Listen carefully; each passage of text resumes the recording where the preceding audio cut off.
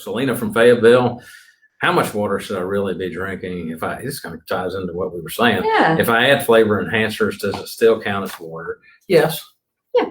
It does. It counts. It definitely counts. I like people to get a minimum of 60 ounces a day. There is such a thing as water intoxication, but it really takes about 400 or 500 ounces a day. That's a lot. So a gallon, just for reference, has 128 ounces. Yeah, half a gallon is 64 ounces. That's right.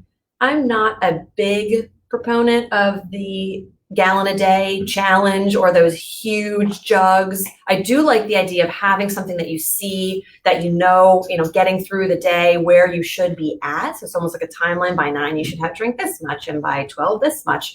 And there should be a cutoff point, because getting up and disrupting your sleep to use the restroom because you drank too much water late in the day is not good for a lot of things either, because sleep is so important.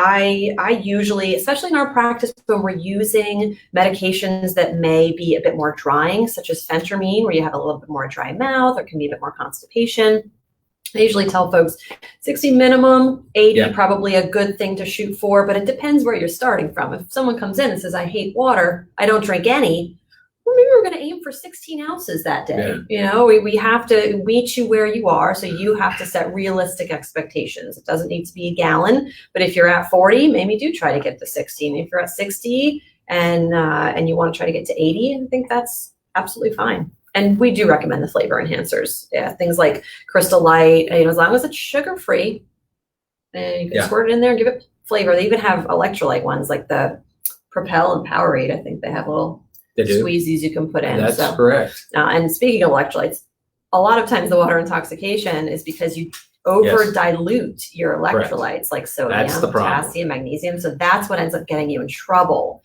So some folks, when they drink a lot of water, but they're avoiding salt, when we're doing a healthy, lower carbohydrate eating plan, we need those electrolytes. We don't need to be avoiding them.